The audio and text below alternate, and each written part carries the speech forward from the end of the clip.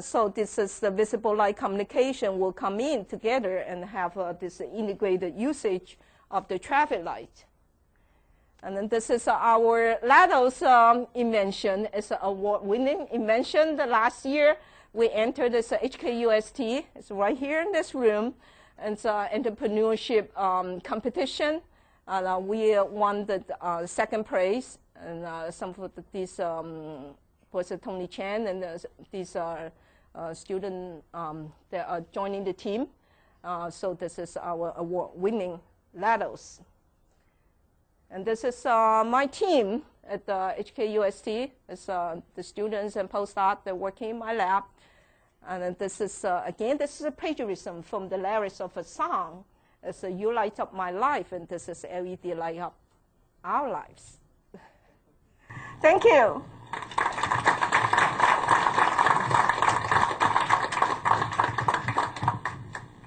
Wow, this is another one of those possibilities that can really change our life again.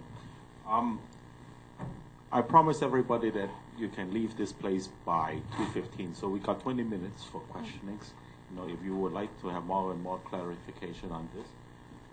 Before I say this, there's a gentleman here who was probably responsible for one of the largest LED lighting in the world, Henry Chen.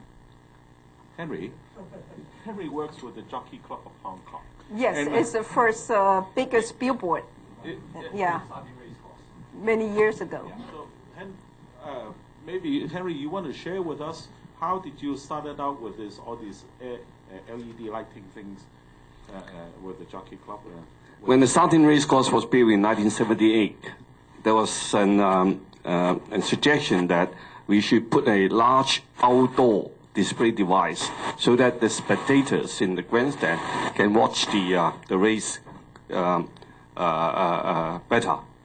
So we searched around the world at that time, and we located a factory or a company in Chicago that would make the a large outdoor display board.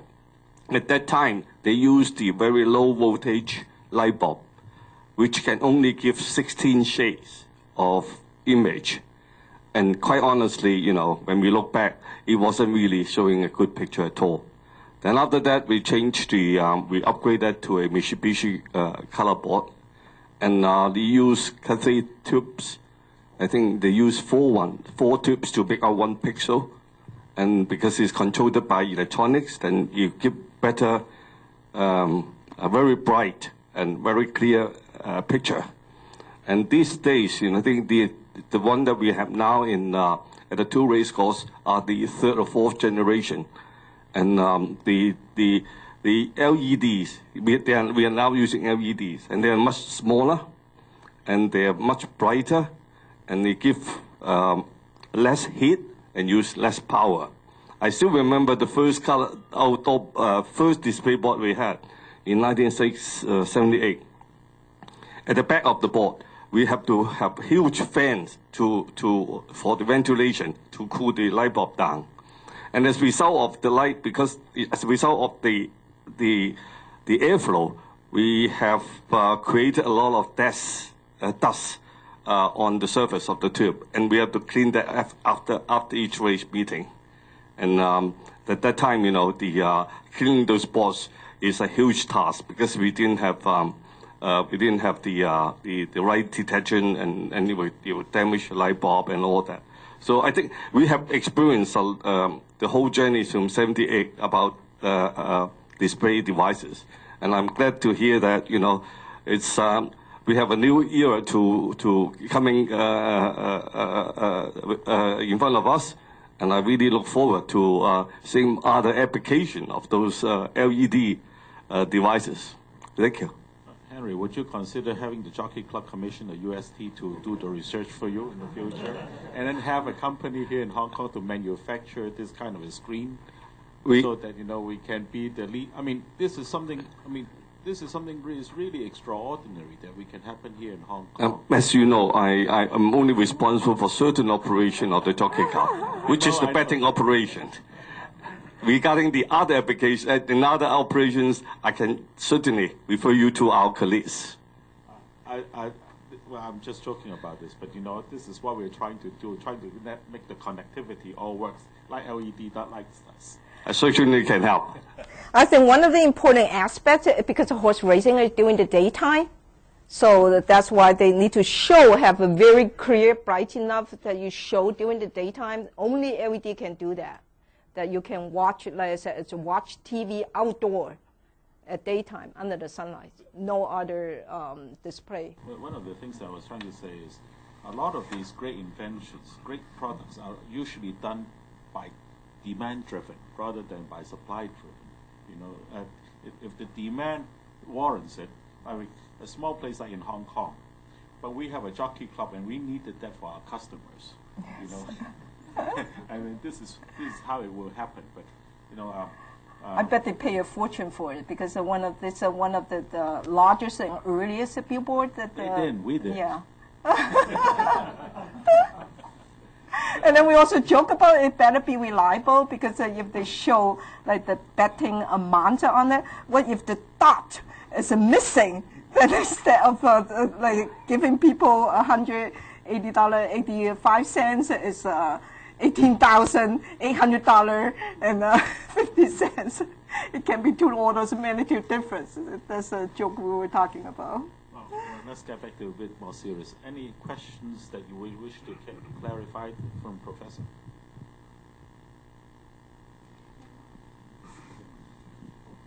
Well, thank you very much for a fascinating talk. The business minds, of course, keep spinning, and also the green minds, because obviously this is going to save a lot of CO2. Yes. Now, no carbon. My question would be, Professor Lau, when you look ahead the next 20 years, and of course we saw that the LED light source in the long run cost a tenth. I think that was the message. The cost of ownership.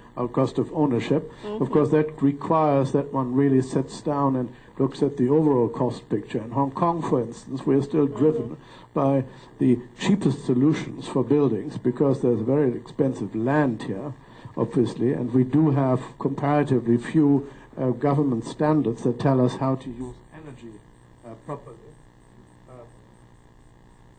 I think my... Another one. No? That's not an LED one. I'll be short. Can you hear me? Just in short, would you suggest that LED technology becomes part of the forward-looking government initiative for light sources in, say, public building? I'm looking at all these nice fluorescent ceilings here. There's a lot to be done in Hong Kong, but I'm afraid it only gets done by a few informed and high-quality oriented builders. And that the bulk of our consumption will still be on the non-CO2 friendly part. Yes, yes. Well, you're right. It's a start from the government. So that's why actually the Hong Kong government has a consultation of the first step is the outlaw that inefficient incandescent light bulb. So there's many countries already did that a few years ago, and then Hong Kong have a consultation. I don't know what's that they start doing it. So you cannot buy this incandescent light bulb. And then for the fluorescence one, I think because a lot of people have already changed to the compact fluorescence, and then for that to change to LED, like you said, we need to start from the public buildings. First is the government in the government buildings, and also the builders that will have this initial installation, because the initial installation is a lot less expensive than retrofitting. And then the last is to get into the individual household. Then we need to educate people that really the cost of ownership, that the amount of energy that you save is it's really worth it. Another thing that probably government cannot do is the business people who are making this LED lamps have a better quality products out there. Because a lot of these low quality products, yeah, some of them are low cost, some of them actually high cost and low quality. And then they give people the wrong impression that that, hey, you told me this LED can last for 50,000 hours. It's only 500 hours. So we need to be know how to select this products and then weed out the bad ones. I think that's going to take time. Just following up on what the previous speaker said, the problem that we have in Hong Kong, if you look at 50,000 hours, if we have a small shop that installs an LED lighting system, it may not be around for 50,000 hours. I mean, it may be out of business in a very short while, and it will never recoup the cost of the initial installation. That's quite different from something like a government building and so on. So I think that that's another consideration. I mean, if you hit 50,000, you're great, but if you only end up at 800 hours, I think you've got an additional outlay that you have to keep. Well, that's why we are also working very hard to lower the initial cost also. That's why I was talking about adopting this silicon technology to make the LEDs. Because once the volume gets high and the silicon technology is very reliable, now you get, a laptop never goes down. I mean, those chips that run there, it can run for I don't know how many hours. It's a longer lifetime than your laptop. So we are adopting this silicon technology so that we can make the LED with the low manufacturing cost and the same lifetime and the same quality that can really last that long. So this is another thing that we are also trying to do. Also, I'd like to add a little bit of additional thing. I mean, I'm advertising for myself. Our company is one of those who really started using LED lights in our jewelry, in lighting up our jewelries, about 8-9 years ago. And one of my colleagues is working here, is here today. Now, initially, I think the investment on these lightings were expensive, but I think that overall, over the years, the construction, the cost of these lights dropped considerably. But I think the biggest cost in saving is in the maintenance of those lights, because if you have 50 shops and you need to change light bulbs all the time, and they make orders, people will be running all over the places changing light bulbs, because the people in the shop don't change it for you. But once when you set up lighting like that, the people that he hired, is no longer there. The people be working on something else instead of changing light bulbs. So this is another kind of additional cost that the professor did not put into it, because she's an academic and I'm a business person. I look at cost in a different way. But I think these are some very, very beneficial thing about LED lightings. From what we are looking at. Well, I mentioned the first use of a LED was the traffic light. That's the main reason, because the traffic light need to be on 24 hours, and then you cannot wait until the light bulb burns and then you go change it. So, and you also need to send out people in the middle of the night when there's the lightest traffic to change the light before they burn. So that's a light bulb, of course, it just have a few thousand hours lifetime, and then you need to change it every few months. So like you said, the labor cost is extremely high. So this is the reason why, even though initial LED traffic light was a high cost, and then people change it anyway because of the changing the light bulb, like you said. Well, they'll be creating more unemployment this way. Please. Professor Liu, how fast do you think the price is falling? Very fast, just like the Moore's law. I have one of these here. It's, in fact, this,